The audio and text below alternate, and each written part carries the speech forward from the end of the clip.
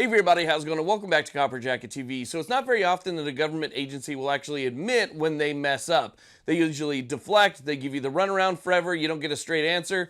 But in this case, the ATF messed up, they admit it, and apparently they say they're going to correct it. So let's talk about what happened. This channel is proud to be sponsored by the USCCA. I myself have been a member for the past 5 or 6 years now, long before I ever had any type of relationship with them. And I got to tell you, it's the best peace of mind that you could ever have, knowing that if you ever have to defend yourself, there is a phone number that you can call. An attorney will be provided for you so that you don't have to speak and get yourself in trouble. There's also online training and education to teach you how to deal with an event should you find yourself in need. And there's just a lot of great resources like CCW maps and so forth.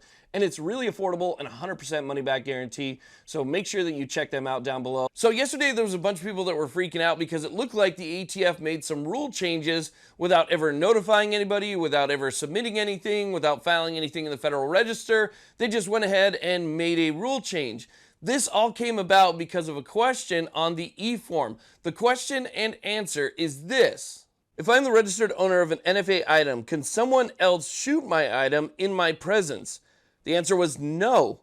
Only responsible persons listed on the approved registration may have physical or constructive possession of that NFA item. So when I saw that, I was like, wait, what the hell? I mean, that's not the way that it used to be.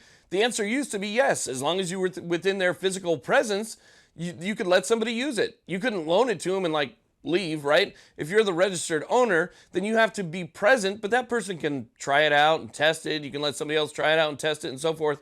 That's always been the case. So seeing no, that only the registered person was able to use it, what really kind of shocked me and surprised me. Well, the Bearing Arms actually saw that, reached out to the NSSF, who then reached out to the ATF and got a response from the ATF about this specific point. So the answer that the NSSF got directly from the ATF is this, quote, "The Q&A currently listed on the eForms account is incorrect. In this scenario, the registered owner of the NFA weapon is co-located with the firearm and thus no transfer has occurred. However, if the person firing the NFA weapon is prohibited from possessing the firearm, there could be a GCA violation. We are working to correct the site as quickly as possible." So obviously it's good that they admitted they were wrong. The information is incorrect and they're going to try and fix it as soon as possible. And I hope they do before too many people actually read the answer to that question and they head out misinformed. But the big question here to me is who answered that question? Was that question answered by an agent who sent it over to the web designer or publisher or whatever that ended up publishing it? Was it, the person who is in charge of that department maybe is an actual ATF agent themselves? They put it on the website and they published it. I mean, usually these answers are given directly from ATF agents. So is there no general understanding of what the answer to that question should be? Do they need to clarify that and make sure that all of their agents understand what the answer to that question is?